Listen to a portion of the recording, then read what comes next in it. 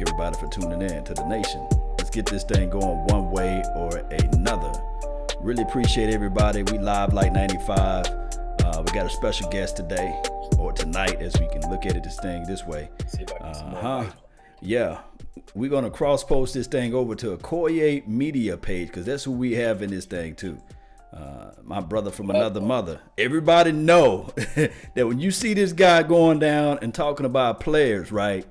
Everybody think that he just like this guy to sit behind the film sessions and say, hey, Dak Prescott sucks and this sort of thing, right? Right.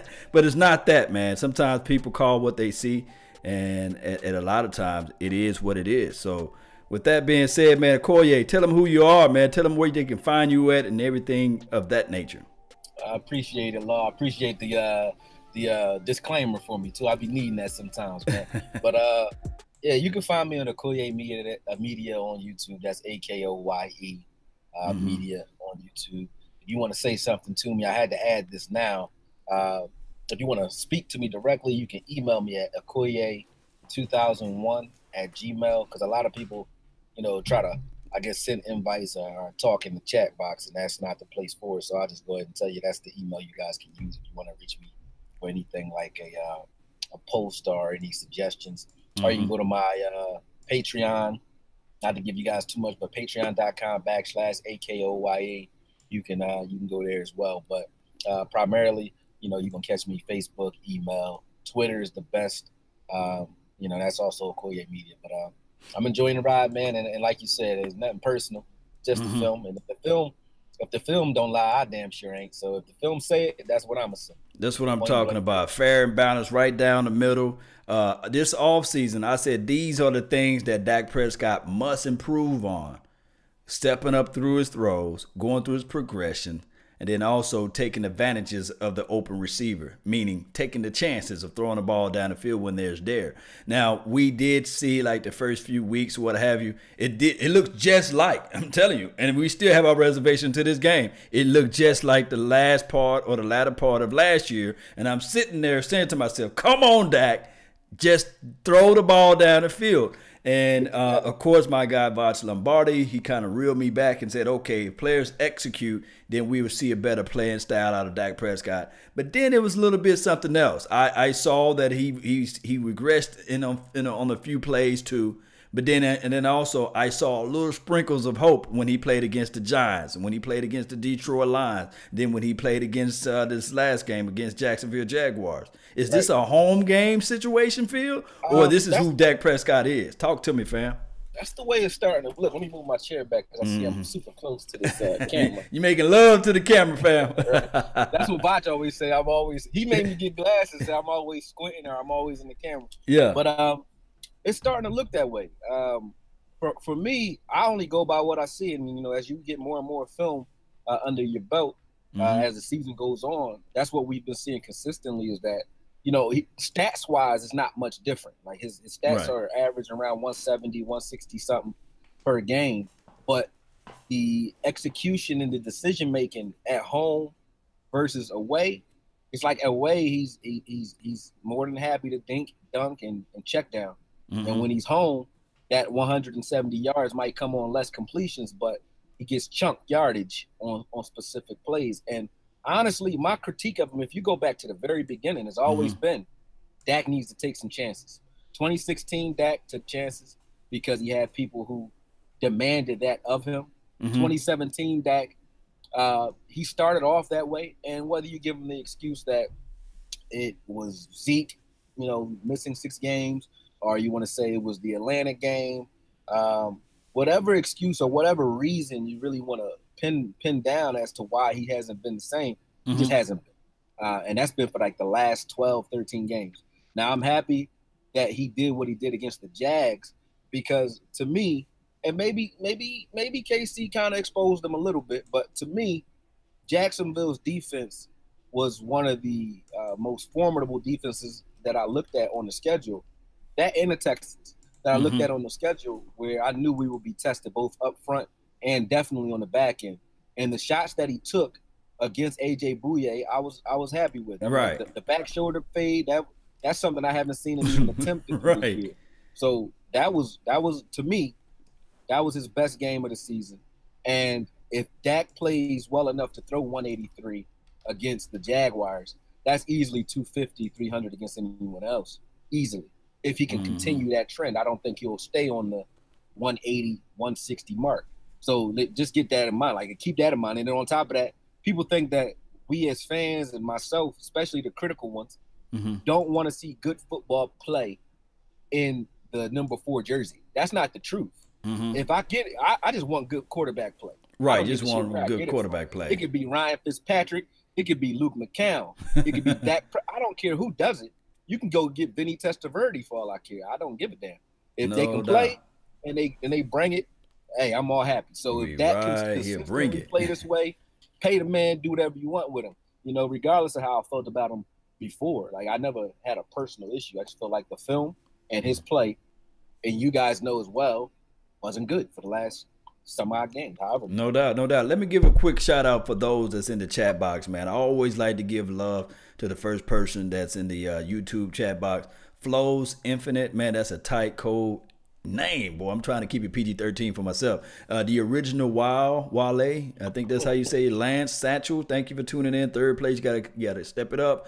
As far as my Facebook panel, I call it the Facebook Elite Panel, Akoye.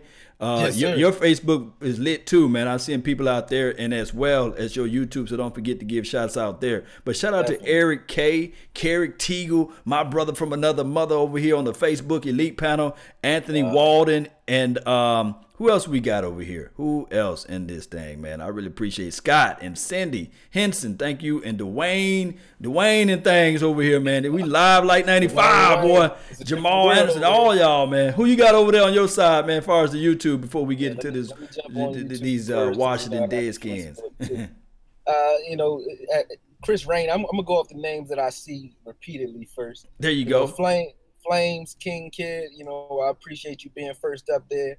Chris Rainer, he's always on there. Jackie, I saw Jacqueline a second ago. Oh no, Janiqua. I'm sorry, Janiqua Russell. Janiqua. Shout out to the Janiquas of the world. Yeah, she always on showing love, man. Always showing love. It's a bunch of people in here, man. So Vach, I don't know if it's the real Vach, because sometimes I got a little fake Vach that be on here. Man, you got to make the real Vach like a moderator, so you know for sure that's the real deal Holyfield. I got the real Vach on my hand. He live like 95. Let me know, Vach, if you want to jump on in, man. You can get on in too. Exactly. He on here saying what up. Marcus Callaway, you know what I'm saying? But I always appreciate the love. That's the main thing, man. Like, I don't have anybody to talk to but myself about football. You guys aren't listening, so I appreciate everybody that tuned in, especially being as though I'm not the type to schedule it where I'm like, you know, I'm going live or I go live. Right, especially so I just jump on blind like that, and y'all jump on, man. I appreciate that. Man, I got the Ray Charles vision. I just be like jumping on in at any given time, be blind like Georgia. But hey, let me know this right here. Did you get a chance to evaluate anybody for the Redskins or the Deadskins, Foreskins, however you want to call them? Did you get a chance to evaluate anybody on that side of the tape? The defense in particular. Who you got, man? Who you got on the defense side? It's the kid from Chicago. Forget his name. I always forget his name. Outside linebacker. McPhee. Pernell McPhee. McPhee is no joke, man. He's no joke. I don't know if he's healthy this week, but McPhee is no joke. Like, as far as run stopping, that's going to be Zeke's biggest obstacle this week. Pernell McPhee has never been a burner. He was like a 4'8", 4'7" guy coming out of the combine, coming out of college. But the way the Bears used him to set the edge and to wreak havoc in the backfield and set things up for the rest of his guys, it seems Washington's doing more of the same. And then you already know they have number 91 who always plays good against us. Kerrigan, I think his name is. Kerrigan, very quick off that edge there.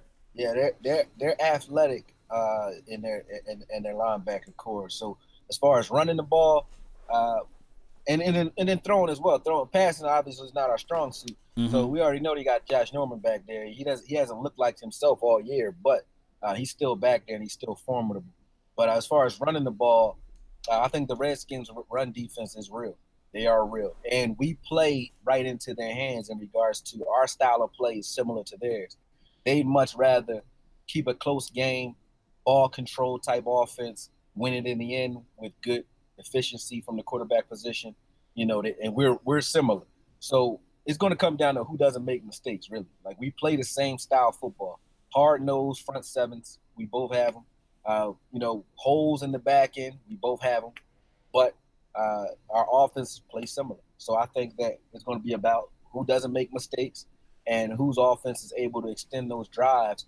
Because any defense breaks down, like we did the Jaguars. They were on the field for 38 minutes. Any defense will break down if we can keep them on the field. So yes, indeed. keeping that defense on the field so we can break their back is crucial to us winning this game. And if we're able to score early and not turn the ball over, I got us winning. I think we're the better team if all things are even. Meaning, if we're not turning the ball over, we have a better running game. AP ain't AP. He ain't what he used to be. But we have a better running game. We have a better offensive line. And I'd say quarterback play, I would give them the edge as far as quarterback play, but Alex Smith's not out there alone. And I'm not trying to be smart by saying that. I think no, it's good. I love to hear this right here because I love strong opinions.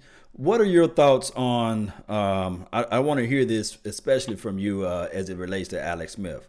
What is his cons and what is his pros? Like, what does he does better than Dak Prescott per se? And what does Dak Prescott does better than Alex Smith? So, yeah, I want to know those things right there. Talk to me. I think Alex Smith he is a seasoned game manager. So where Dak might see a throw or might have the proper read, but hesitate on it, Alex Smith makes the plays he needs to make when he needs to make them. So they're similar in a lot of ways. It's just that I think Dak is a lot more willing to take a check down or to run when he sees, a little bit of pressure rather than making the throws that he needs to make when he needs to make them. He did that against the Jags. He did it against the Lions, but he hasn't been consistent. He doesn't have the same body of work as Alex Smith yet to be able to show that he can do that. So I think Alex Smith is just a seasoned game manager. Do I think Dak's ceiling is higher? Possibly. If he can show that he's willing to make those 65-yard passes and take those shots to open up defenses and use his mind to manipulate defenses to where he wants, where Tony Romo was saying that near the end of his career. He said, near the end of my career, it wasn't about what do I need to do to beat these guys or what do I need to do to get past them. It's like, we're going to do what we do. And what can you do to stop us? And can you trick me? You can still trick Dak. I don't think you can trick Alex Smith as easy. You have to just beat him. You know what I mean? Dak, you can still trick, or you can get him to doubt himself because he's shown that. Anytime you have a guy who can, when he has his footwork right and his mechanics are okay, he can launch the ball. He showed that on that Tavon Austin play, and he's done that a couple times before where he actually can put the ball out there. And I start to forget that because he does so consistently on film. He's underthrowing because his footwork and his mechanics aren't sound. So I'd say if you wanted to say what can Alex Smith do better, I think Alex Smith has those things already kind of hardwired in. Footwork is where it's at. No doubt. He moves around in the pocket better. He can shift and he keeps his eyes downfield better. Dak is better obviously as being a runner. I think he's a little tougher. I think Dak, as far as a complement to our offense, I would say they're similar. But I would say strengths versus weaknesses, that would be it. If Dak gets his footwork down and gets his football IQ up, then, who knows what he can be. And hopefully he does those things. But he has to buy himself enough time this season to be able to do that. And what I mean by that is win enough games so that people like myself and, Jerry and the nation, obviously Jerry said he wasn't going anywhere, but people like myself aren't calling for your head if you're winning. So if he wins enough games to be able to get to another off season of solid work and learning, then of course he's going to progress because experience that's what Akoye means. It's just accumulation of knowledge over years of experience. That's a cold name, fam. So with that being said, so Dak Prescott collectively have I guess a higher ceiling than what Alex Smith got right now. We can see that he can learn to go through his progressions a little bit better. I saw last game that he was stepping up through his throws, but now we have to marry that up into this game. See if he can be consistent with that portion, and if he can, then we can smell just a little bit of 2016 flavor coming around. Now, this is the thing. Now, even though I said from I guess from several videos ago that this team collectively is a team of undrafted wide receivers out there, right?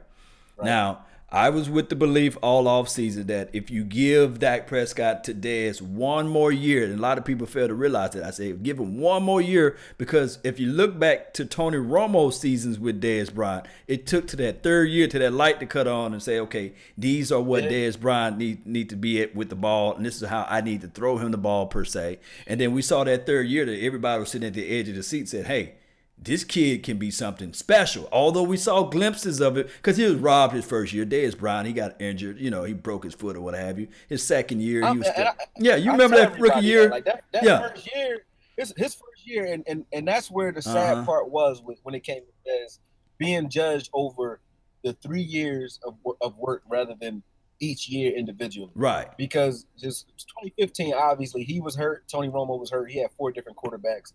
Nobody holds that against anybody in a vacuum when you're looking at it by itself. But when you're judging it, when you keep saying 3 years of declining stats, it becomes an issue.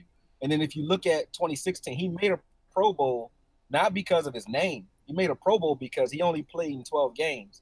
And in those 12 games, he was top 3 in the league in regards to his output. Like getting 800 yards in 12 games and 9 touchdowns, you know, that's damn good. So he played great in 2016.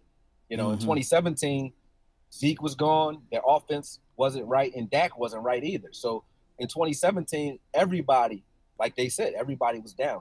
You don't judge Cole Beasley based off of 2017. You know, I don't think Cole Beasley's a bump. So I agree with you. I think the sad part is that it ended in such a vicious way where now it's like so many things that need to be walked back to be able to even make it a reality for him to play again. And that's both on Dez's side and the Cowboys side. So now I don't see that ever being a reality while the same regime is in place. I think Jerry and Dez can coexist, but I don't think once you start using lines like Garrett's guys and coming at Linehan and so on, I don't think he can ever revisit that.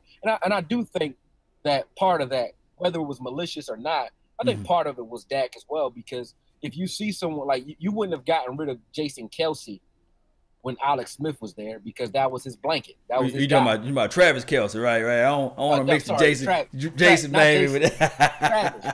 Yeah, Travis. Yeah, I know what you're talking about. You know, you wouldn't get rid of Greg Olsen no matter how many times he gets hurt. Him and Cam gonna be a marriage. You know what I mean? You wouldn't get rid of Mike Thomas while he's with Drew Brees. Like, it's not gonna happen because they have their pet cat. And when they got that guy that they like, Keenan Allen with Phillip Rivers, you know, when you have that guy that you like, until you have a solid replacement, you don't usually see people get rid of their quarterback's favorite target. So obviously that was Dak's most consistent target, but I don't think Dez was ever his favorite target. You know, I think part of that was Dak wanting to kind of see a team that he runs, because now there's nobody else to look at. Like Dak runs that offense. There's no voice that can shine him out or cloud him out. So again, not to get into the whole Dez. Well, it is what it is. We got to use that as a reference, as a talk point to the next topic. But before we go to that next topic, I want to bring up a fact that with Cowboys Nation, I understand that we so greedy in a sense. We so at the edge of winning the next Super Bowl. Always Super Bowl or bust, Super Bowl or bust. I just watched the team last year, Atlanta Falcons, who pretty much, if you look at his stats, you know, Matt Ryan's stats collectively compared to a Dak Prescott, believe it or not, they're not light years apart from each other. And look at the weapons that Matt Ryan had. And then on top of that, Matt Ryan had the ability to been playing in this league for almost 10 years or more. But you don't hear Atlanta Falcon Nation talking about, hey, let's get rid of him because he can't pass the ball to Julio Jones. And I think Julio Jones have yet to even score a touchdown to this day. Did he? Julio Jones got a touchdown? Man, that's another argument. Yeah. Let's talk about these receivers, right? Talk about it. Let's talk about it. Let's talk about I like sometimes I do like just the personal. I'm a person too. I'm not just the analyst. Right. Me on a personal level, sometimes I want to, one up the guys who talk all this crazy shit when we were getting rid of Dez. It was like, hey, he a cancer to the locker. I even see people saying it in my chat, like he's a cancer. I'm like, yo, you can't tell me Odell ain't a cancer right now. You can't tell me that AB ain't a cancer right now. They both are cancerous right now. More than cancer. Let me stop. Are they young cancers? Are they young tumors? You know what I mean? They are a little younger though. I mean, AB and Dez the same exact age. They came For real? In the league same time. Damn. Yeah. I didn't even know that. They came in the league same time. So well, I'm gonna hush on that one then. They both acting crazy.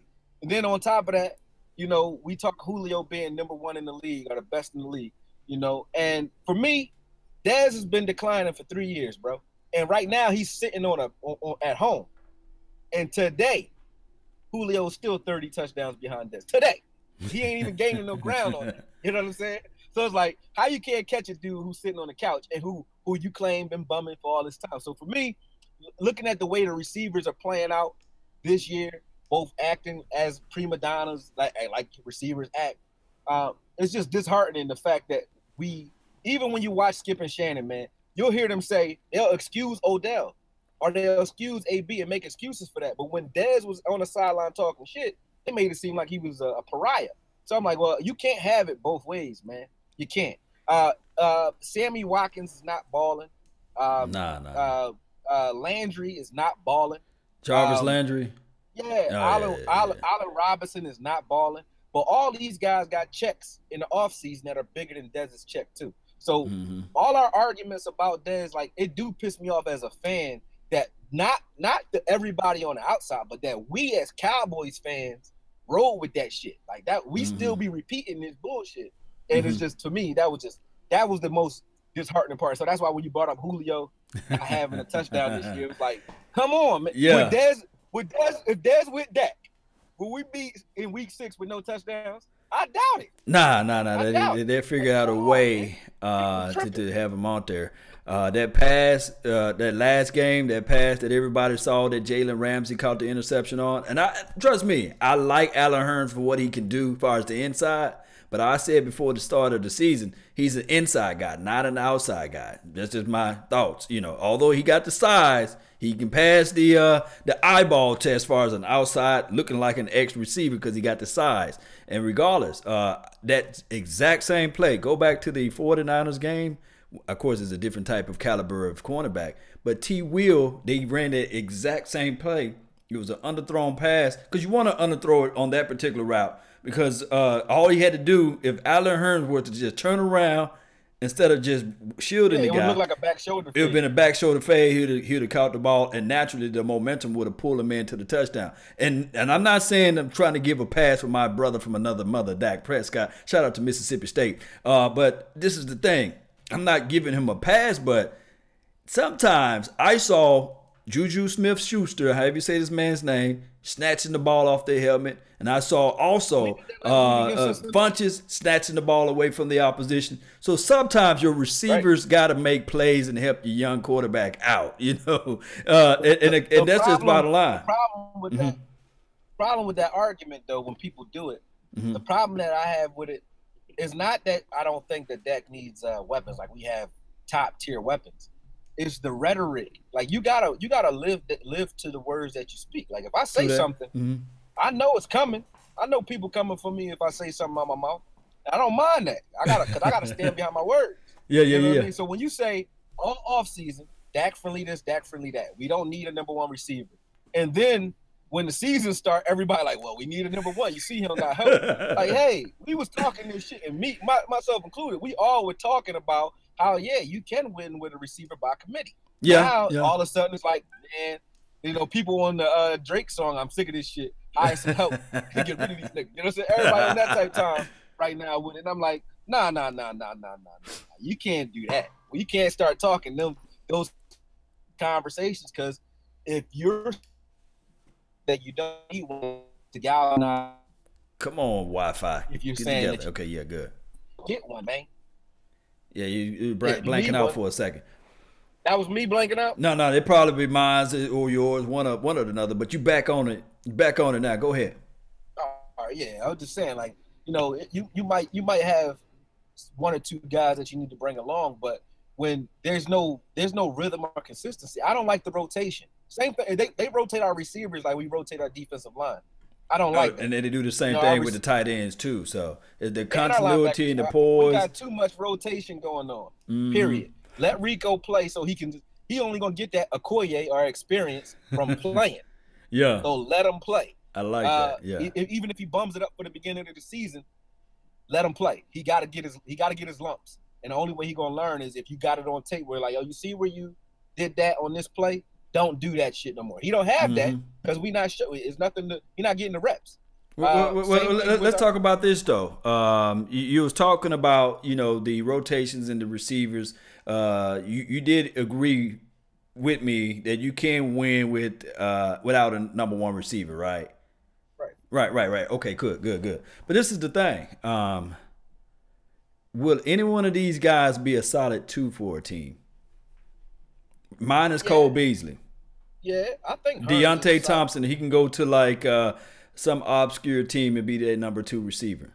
Can Allen Hurns? I think Allen Hurns, he was like the 3rd receiver for the Jacksonville Jaguars, if I'm correct. Allen Robinson, and then you had this Marquise Lee guy, number 11, who was a big guy. I would say Hurns he's a tweener number 2. If you tweener number 2, and he's like a poor man's Larry Fitzgerald. The problem is he has the same problem people were saying Dez would have if he tried to move to the slot. Beasley is only a slot receiver. He's not an outside guy. Shout out to Beasley. Go ahead. Shout out to Beasley. Bengal. You got bars too. I was listening to his rap. Yeah. Yeah. But Beasley's a slot guy. So Allen Hurns, he does his damage not from the outside. He does his damage from the slot. So having Beasley out there with him, if you threw Allen Hurns in the slot and put Beasley on the outside in a specific formation, Beasley is canceled out almost, and Allen Hurns is a dead giveaway that is going to him because he's never in the slot. See what I'm saying? Right. So that's his problem right now. He needs to go to a team where they don't have a slot guy and he can work like Jarvis Landry. A guy that can just work around in the slot. That's what he's good at. He'll take a hit, and he's good at getting those possession catches across the middle that are tough. So there is value in that. But to me personally, I looked at the 5 receptions or 5 incomplete passes that were thrown to him last game. It was more so like 70-30. Yeah, he was running like, okay, well, I ain't gonna do him that bad. 80-20. 80-20. He like Dez to me was faster than him. I think he ain't fast by a long shot. Yeah, and then he didn't compete for the ball when it was in traffic. So I don't know if he's giving up on himself or if he's just sitting there saying that, hey, I'm running these routes hard for the first 2 or 3 weeks. The ball didn't never come my way. I was open, getting separation. Now I'm gonna throw a little hissy fit, and I'm just not feeling it. You already know. I did a video on Allen Hurns called "The Good, the Bad, and the Ugly." Right. On Allen Hurns when we first got him. Right. And everything I said, people even in those comments argue with me like he's gonna be a replacement for Dez, or I'm like, he's just on tape. He's not that type of player. Right. And he's still not. He's not an area guy throwing in his radius and he's gonna get it. No, he would be blanked out a lot with Blake Bortles, and it's not because Blake is just trash. It's because Allen Hurns can be taken away real easily. People sit on him. Corners sit on him all day. And what I mean by sit on him, they'll play off because they know that, if you throw it underneath, he ain't breaking no tackles and going nowhere. So they'll play off of him because he's easy enough to tackle. And when they play off, they could just watch him and the quarterback play through the man and sit on every route because he's not going double move. You get deep. He has done it this year to his credit on film, though. He did. He done it, yeah. And he hasn't been doing it. But he did it this year because I guess frustration, bring that out of you because he's gotten open and gotten past that with some double moves. It's just that he hasn't gotten those opportunities because I think Dak even looks at it like, in practice, this dude don't get deep, so he probably not going to get deep. So Dak's not even looking for him, whether it's because of Dak's immaturity or Dak doesn't trust him. He's not looking for him. He's not looking for him. And last week, I think because of all of the media uproar, Dak started to look for him. But those looks to me were like some of Dez's looks near the end. It was like, yeah, you throwing the ball to him. are at him, are in the area. But it's not like the best. It's not like he's like, running great routes and the ball right where it needs to be, and he's just like, out there being an asshole. You know what I mean? Alshon Jeffrey can't run either. Throw the ball to the man in a certain way, he's going to adjust and catch the ball. You know what I mean? Yes, indeed. Alshon Jeffrey don't get open.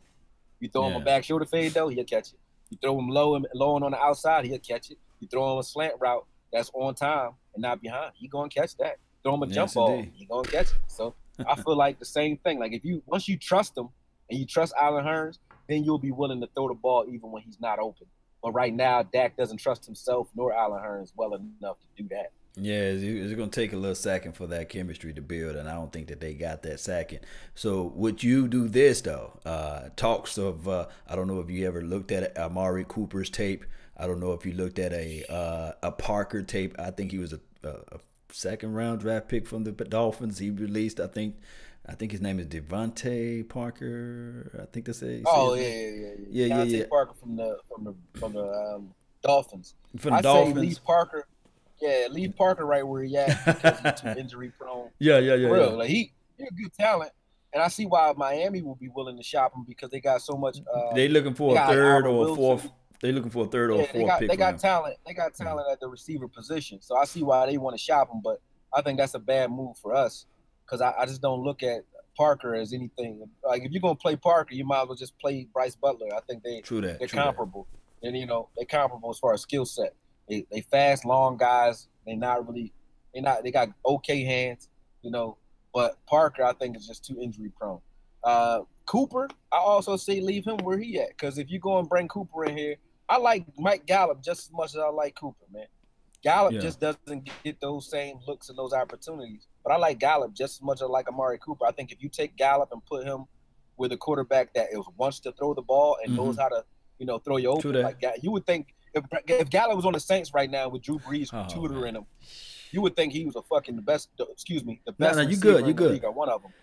I just cursed a lot. My bad. That Michael Thomas for the very comparable to Gallup in certain sense, but I know right now Michael Thomas is sitting on the world right now. He's faster, yeah. Mike Gallup, but I'm talking about the contested catch up in the air. That Thomas something nice. Yeah. Then he got the last name Thomas. So that brother right there, man. Gallup can run routes. He can run routes. He got okay hands. I think he made, and that's another thing. Like Dez dropped some balls, but I think this wide receiver core as a whole has dropped a lot of passes, man.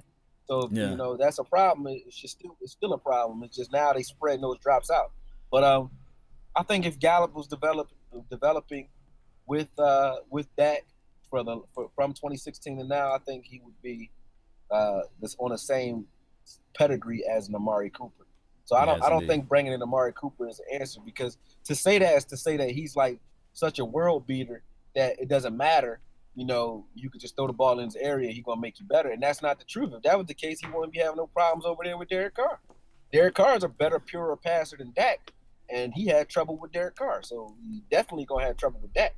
Yes, indeed. That just goes to show you, man, how much intangibles work. Because we can look at Derek Carr and we can say, okay, you have a running back, he has a tight end, he has better receivers out there on the outside, but he just don't have those intangibles, and those are things that we just can't measure. Dak Prescott, I had a person earlier this morning was talking back and forth with me saying that, hey, right now, the Cowboys should have went with a quarterback, or they should have went with Jalen Ramsey and maybe picked up a Ryan Fitzpatrick instead of Dak Prescott in the draft, and this team would have been a whole lot better, etc. And I said, yeah, Fitzpatrick is Fitzpatrick. He's going to turn into the Fitzpatrick of the Fitzpatricks. You see what I'm saying? Right. So Fitzpatrick just don't have those intangibles. He would give you that little flash in the pan. He would show you some things that you'll sit at the edge of your seat and say, man, that guy is remarkable. But he would turn back into that Fitz nasty whatever he's doing. I don't even know how to call him. I think Ryan Fitzpatrick he's been a journeyman for the wrong team. Right. I think if you put Fitzpatrick on this Cowboys offense, break it down to me. Then it would look like a different offense. Right. I think it would look like a different offense, and I'm not saying that to discredit Dak. I think Dak and Fitzpatrick play different styles. A quarterback. He will launch it down the field. He will attempt it. He's gonna take some shots. So plays that you'll never see Dak make are like some of those plays that Fitzpatrick made against Pittsburgh or in the second half, or Dak won't even attempt those types of throws. So that's why I say, like, this offense would definitely look different because Fitz knows how to get the ball to slow receivers, fast receivers. He knows how to use Deshaun Jackson just as well as he knows how to use Mike Evans and the tight end. He can get the ball to anybody. The problem with Fitzpatrick is, I think that Harvard or Ivy League education gets to him because he overthinks things and overdoes shit sometimes. So I would take him in a heartbeat right now. Look, this is the thing. This is what I'm thinking right here. But I would put him behind Dak Prescott, as a backup. That's what I was thinking. The same thing. Like maybe you get somebody like a seasoned veteran that can help Dak Prescott to say, right now they showing you a cover 3 look, and they're gonna cheat in. It looks like a cover 1, but it's disguised. Somebody he don't respect. I don't care what anybody say. That I could tell. You could tell body language. Dak don't respect Kellen Moore. Kellen Moore will be talking to him. Dak will be looking anywhere, everywhere. He drinking his Gatorade and looking around like, fuck out of here. Right. He don't care what Kellen Moore talking about. Yeah, so you played football. You played football in middle school or high school? Yeah, I played all through high school. Played all through high school. What position you played? I played linebacker. I played left guard, and I played tackle. Let's say you played linebacker your junior year, and you beat out the senior guy, right? Right. And then all of a sudden, the senior guy, he went off to college and he came back and he was supposed to be like the student transition coach out there. And he telling you what to do your senior year, and you sitting here like, bruh, I beat you out in my junior year. So you're not going to take that much weight from him. You might listen to some of the things, but you're not going to listen to all of the things.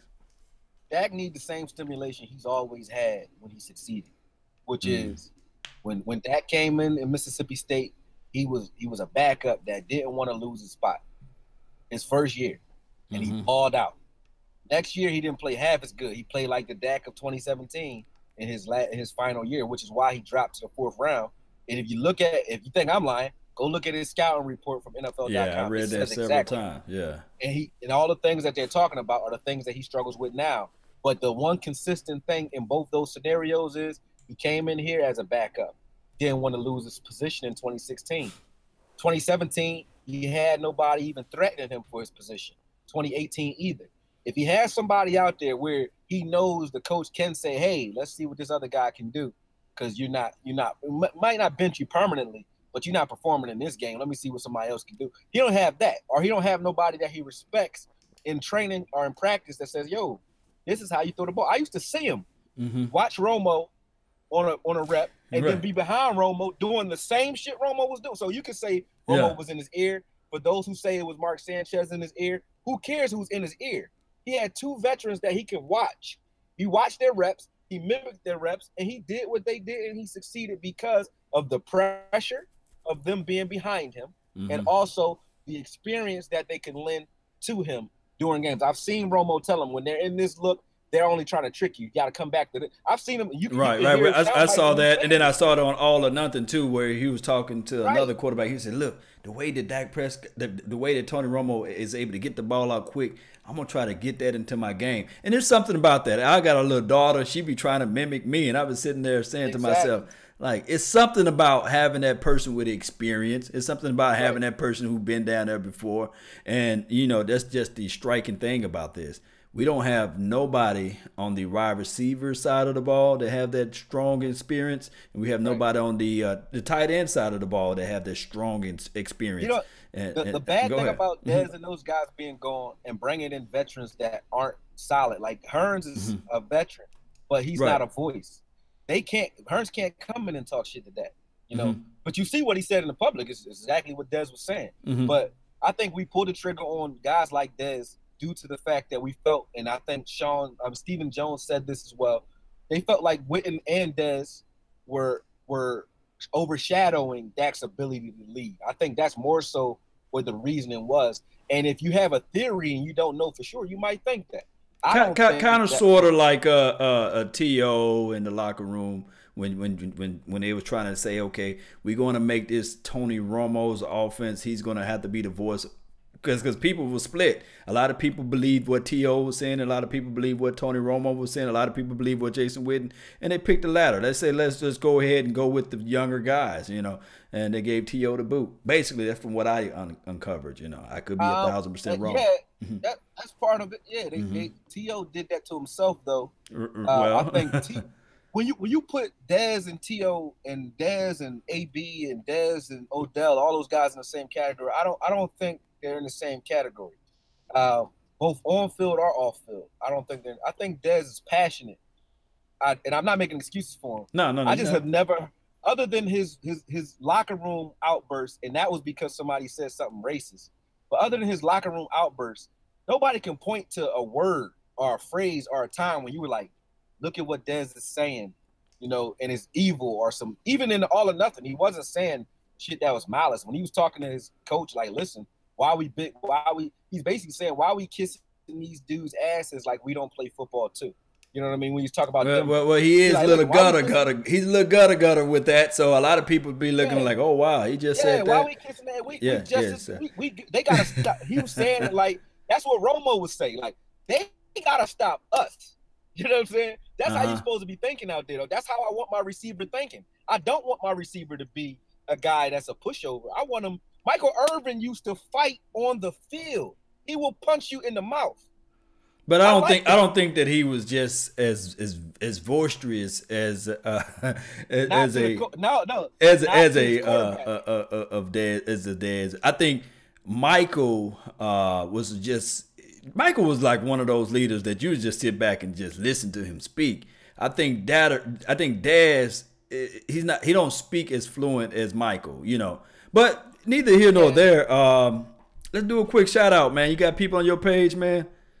Oh man, shout out to Calvin, man. He just donated to the nation, man. So salute for that. I appreciate it. It's a couple people in here having conversations. My man Harry Salazar always in here holding it down, man. I don't see Antoine Myers on here, but he one of my stables as well. But he'll watch it on Ricochet. Yeah, he'll definitely watch it. He'll definitely catch it. But you know, all these guys that are out here, man. Like I said, I always appreciate the support. Brian Nelson, Salam, appreciate you, man. Dollar Ninja, Gene Bryan.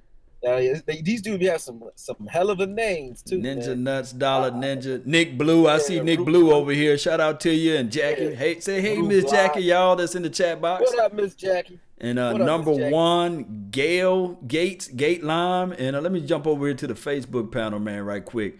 While you're looking over those that's on your end. Kerry Teagle, he's still over here, man. Appreciate you. Salute. Don't forget to hit that like button, share the content. Gerald Fair, I like that last name, Fair. Always a lady. Shout out to you. Don't forget to hit that like button, share the content. Appreciate you. I know it's your birthday this week. Always a lady. I love that. You know. Birthday, yes, indeed. I gotta get my weight up. I don't remember no birthday. Yes, indeed. What's going on? So who else you got on your end? And of course, Vach Lombardi. Everybody know where the party at, man. Go over there to Vach Lombardi. He breaking down film left and right. Right. That's exactly right. Vach that boy. Yes, indeed. He got more patience than me, though. I can't do the 3-hour breakdowns like this, bro. I can't do it. I'm like, God damn, it's too long. Even though these breakdowns are long, the ones I do, but they like, you watch a little TV here, you break something down, you watch a little TV there, you break it. When you taping it live, it's different, man. That's something. I got you on that, man. That's cold-blooded right there, man. Corey B, shout out to you, man. So we talked heavily on the Dallas Cowboys and their strengths and their weaknesses and what Dak Prescott need to do this upcoming game. We talked a little bit on the Washington team about Alex Smith. So who do you got winning the game and why? For the Washington Redskins versus Cowboys. I got us winning because I think when it comes to forced turnovers, I think we can force turnovers against Washington a little bit better than they can against us. I think Dak has shown, even his interceptions, I think some of those were bad throws, but they still did touch his receiver's hands. So I think almost all his interceptions were on that level. So Dak's gun shyness, I think in this game, being as though I think it's going to be a low-scoring game anyway, Dak's being gunshot doesn't really hurt us, I don't think, in this game, because it plays right into the way we have to play Washington, which is let's score first, play ball control, keep their defense on the field, and not turn the ball over. I think we can do that. So I give us the edge because I really do feel like our defense is younger. We're flying around the ball a lot better, and we're deeper than Washington. Byron Jones, right? Yeah, we're deeper. We're deeper. Yeah. And if you look at any of their playmakers on defense, we have multiple people that are comparable. If you look at Kerrigan as a pass rusher, or you look at him as a linebacker, if you want to look at him as a linebacker, great. We got Jalen for that. You know what I mean? When I say as far as talent-wise. If you want to look at him as a pass rusher, we got how many you want to name? We got pass rushers. So I think our front seven is deeper and better than theirs. So I think imposing our will on both sides of the ball is key, like it is every week. But I think this week in particular, getting a full sample of not only what David Irving can do in the middle, but what Collins is able to do. Now that Collins, people not paying attention at all because they don't know no better. People who talked about Collins don't realize Collins had a similar issue as Dez. When I say that, I mean he had a couple down season last year, should I say, not a couple, due to injury and playing out of position. Collins was playing the one tech all last year because of his size. People look at Collins as a one tech Man, guy. I thought you were talking about Lyle. You talking about Malik? No, okay. No. I'm talking about Malik. Oh, okay. Malik Collins. Malik Collins is one of our best pass rushers on this team. No bullshit. If he's playing three technique. He was playing one tech because David Irving, him and David Irving side by side, David Irving's obviously a better or more suited for the three than the one. But now the way they're rotating them now, the addition of Antoine Woods and the fact that he's balling and Ross allow us to throw guys in there that can play that one tech for us and have Collins be able to do what he does best, which is three tech finesse, man. That spin move was out of this world. The fact that he has so many moves on the inside is something that guards aren't used to seeing. A tackle can deal with a spin move. A tackle can deal with hand fighting because they deal with some of the best pass rushers by default in the league. Guards don't necessarily have to deal with that. They deal with a lot of power. Right. Collins got power for you, but Collins got moves on top of moves. He do. And so do David Irving. So having both those guys rotating in, both at the three tech position, I think that's going to be a difference maker in this game. I really do. I think our interior defensive line is better than Washington's interior offensive line any day of the week. Okay. So you won't put that score on the wax too, I'm saying 2017, 2014, somewhere in there. 2014. Man, you and I think we're going. Me and you close, man. I'm saying 2014, 20 to 17, somewhere in there. I think we win by a score, whether that's 3 points or 7 points. I don't think it's going to be much more than that, but I think we win on the road. Dak, and this is a game that if Dak is going to step up and show that he can play on the road, this will be the game because it's a game against the division. It's for the division lead. It's enough pressure already automatically insulated into this game. And then on top of that, it's a team that can be had. They're not juggernauts. So right. If there's any game you're going to win on the road, this better be one of them. Better be one of them. I think it may start off slow, and then all of a sudden, I think we're going to get up 28-13, but it's going to start off slow. And who you scared of? Who you scared of on Washington? I'm not going to say the Bama boys, but I'm looking at Kerrigan, number 91, coming off the right tackle side. Although Dak should be able to see him, when he gets the ball or what have you, because he's coming off that edge. But I've seen Dak Prescott do that rollout play, and Kerrigan be sitting there eating his chips. So I'm like, come on with it. I'm talking about offensively though. Offensively, as far as I'm not scared of Adrian Peterson. I think he stopped the run very well. So I'm not scared of AP. He not the type of guy, if it's a close game and he gets his 30 carries, yeah, he might reach close to 100, if it's a close game. But I don't see him being able to blow a game open where it's 3-4 touchdown. Nah, I ain't worried about that. Who can blow the game open for Washington? Reed, the Reed kid, the tight end. But see, this is the thing. In the last 3 years, we saw this matchup. It always been Byron Jones on Reed, So this year is not. So it's going to be new for me looking out there seeing. I do know that we got LVE, Jalen Smith, and also Sean Lee back into the mix. I don't know whether or not they're going to put the strong side linebacker on the tight end. I don't know what the game plan is going to be. I don't think we playing much man. And if they do play man, they'll do they've been doing this man zone thing, which I actually like, where if they are trying to take one guy out like they did Odell, they either playing cover 2 or they'll put a man on him. If they feel like Byron can take him alone, they'll put Byron on him alone.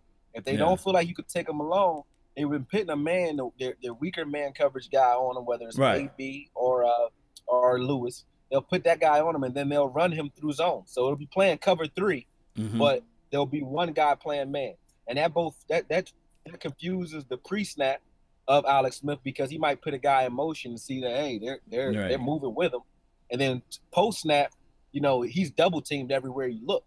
Because in every window that he runs in, he's in somebody else's zone, and he has a man trailing him. No doubt. So I like that. I think if there is a weakness against Chris Richard's defense, I think they are weak against the tight end. Yeah. Why? Because in the cover 3, those seams and those spaces are where we're vulnerable. But I think the play of LVE, Joe Thomas, Wilson, and Jalen Smith and Sean Lee when he out there, I think as far as coverage, we got the best coverage linebackers in the league right now as a group anyway. Collectively, you might have one guy who might be better than some of these guys, but as a group, that's one thing this whole team, this whole linebacker core can do. Because if you watch how we play cover 3 and cover 2, that's different.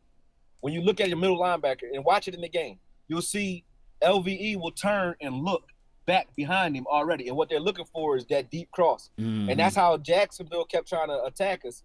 You'll see on the touchdown, Anthony Brown turns around. He could have intercepted that ball, but underneath, if you watch who's trailing and playing trail technique and perfect trail technique at that, LVE is right under West. And Troy, who called that game? Who was it? Tony Romo. Tony Romo said LVE got to get to. If you look at his broadcast, he would say LVE. That's on him. He got to get to that ball. And I was like, nah, Tony. But that's Tony. He does. He got to make a play on that ball because he was close enough. But AB should have intercepted it because he was over the top, but he fell. He slipped. But every other time that they tried that, and they see, so they'll run two deep looks, whether it's sluggos or just fly routes on the outside, right? And then they're running their slot instead of running them up the seam, they're running them across a deep cross. And what our middle linebacker is doing, if my hands look right, or what our middle linebackers are doing, whether it's Jalen or it's LVE, they're turning immediately. They're not even looking at the quarterback in our zone. Most linebackers in zone are backing up, getting in their depth. They don't see what's behind them. They're looking at the quarterback. We play a different scheme. They turn and look for the crossing pattern and then pick them up. So they're playing man. Like our cover 3 scheme is like man. It's just man on who's ever in your zone. Yes, see what I'm saying? And they creep number 38 so far down inside. Yep. I was sitting there like, man, God, it looks like I glanced at it and I said, who's that new linebacker we got? And on the all 22, and I said that's doggone 38. Oh, yeah. That's Jeff Heath. I like him down there too. Like Jeff Heath down there. He living it down there. I'm like, wow. And that means Woods playing a good job. Yeah, he was playing some poor angles early in the season, but Woods allows him to play where he needs to be, which is in the box. He a dude that you just let wreak havoc. Don't try to give him, a lot of coverage responsibility. He's not that guy. He a guy that he can run well enough and he can wreak havoc. So allow him to do that by putting him in the box, helping stop the run, forcing some turnovers, getting some sacks. And I think a backup to him would be Kayvon Frazier. So I think having those guys in that rotation is good for us. But I think the way we play coverage as far as linebackers are concerned is a difference maker, and it's not too many teams that play their linebackers in coverage the way we do. If you watch it, like I see on almost every play. In order for our defense to be as good as it is, and in order for it to work, just like it was with the Legion of Boom, those linebackers got to cover. So Bobby Wagner and those guys are covering because as your corners drop on that on that cover 3, your corners in that single high safety, as they drop, you have to pass somebody off to those guys. So if you have a receiver carrying that corner up the field, there's an empty spot underneath them. And if you don't have your linebackers following that, it's always going to be a blank spot there, and all the quarterback got to do is wait for it. And that's how your team. That's how the Texans ate. because the Hopkins kid, he only caught 2 passes on Byron Jones as it relates to his side of the field, and everybody was talking about, hey, he got 8 up. Nah, they drug Hopkins into the Y, they drug him into the Z, and they also made him cross field, and those passes was, like you said, supposed to be drop off. On the one where Byron falls, watch the beginning of the play. They did a quick motion right before the snap. Right. Byron comes in to press, but he's already on outside leverage, and immediately Hopkins, D-Hop comes in, puts his body into him, and then DeAndre Hopkins. I'm sorry. He pushes off. And then the ball's right there for him. As soon as he pushes off, it's right there. So it's like, he didn't kill Byron at all. Didn't catch not one vertical pass on Jones. So nope. And that pass interference was Byron Jones' first ever pass interference in his career. Oh, for real, man. Yeah, that was the first one he ever had in 4 years. Ever. Dang, that's good stuff, that's how man. well the dude covered, man. So for me, I think our linebackers can bang with handling Reed on the inside because they've been running with wide receivers. So I think they can run with Reed at least long enough to keep Alex Smith from ripping us apart with him. And the Redskins don't have a DeAndre Hopkins, right? So so with that being said, man, we're finna wrap this thing up, man. Yes, sir. Let people know, man, where they can get all this good information as far as film session, film breakdowns, film reviews, man, looking at dissecting plays and things like that. Let everybody know where they can go, fam. Man, you already know, the one and only Akoye Media. You can go to my YouTube channel. You better off following me on Twitter as well. We're trying to get this Facebook channel up to something reasonable. So all you guys that follow me out on YouTube, make sure you jump out on Facebook and follow Akoye Media out there as well. Just give me other avenues to be able to relate to you guys and touch you guys. I can't really talk to you guys much on YouTube. I can put out my content, and then it's like, hey, if you say something to me in the comments, I can touch you.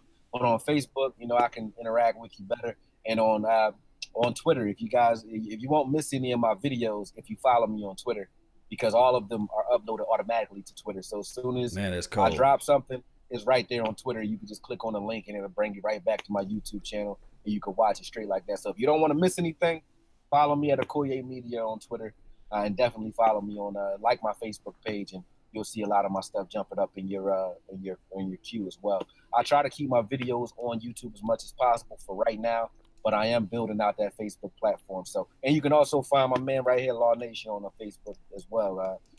We definitely cross post to Facebook. So if you're interested in Law's content, you can find him there as well.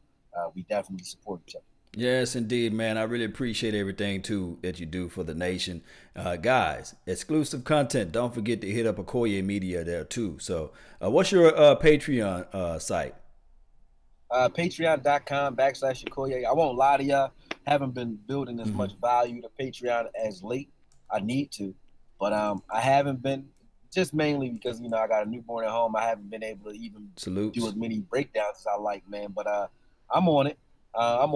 My schedule is clearing up because baby girl is starting to sleep through the night slowly but surely. I'm not waking up at 12. Man, I'm waking up 12 noon, 1 o'clock sometimes to get my day started. So he's like, hey, I ain't got time to be breaking nothing down unless I'm, hold her one hand, breaking down with the other. So yeah, man. I know that feeling, man. I just came through those narrow corridors there.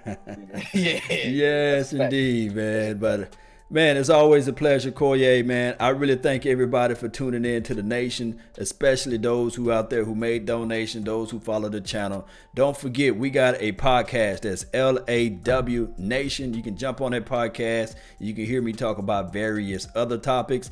Don't forget to hit that like button and share this content. Join the notification squad. Even a Woozier, Cheeto, he said he's part of the notification gang. And that's brother I'm talking about, guys. So don't forget to help out Mark Holmes, Foots the King, Joe Rod, my guy Akoye still too, his on this thing too, Vach Lombardi, everybody, man. We gonna get this thing going one way or another. Did I mention Big Game James and DDP, D Dallas Prospect? Every legend was once a prospect. Guys, follow those pages, man. I really appreciate you guys know I love you. Let's get this dub for tomorrow. Shouts out to everybody. 28-13 Cowboys Nation all day, even twice on Sunday. Let's roll, baby, baby. Yeah. See y'all tomorrow, man. Yeah, we're going to get this thing going tomorrow, Akoye. We got to win, man. I mean, this game would be, it tells us who we are, man. Like Jaguars game shows who we could be. This game will show who we really are. Who we are, yeah. You don't beat the Jags and then let the steam come out yourselves, the next game and lose to the Redskins. I think the Jags are definitely comparable to the Redskins in their defense. To put up 40 against that defense, we should definitely be able to put up some points against the Redskins.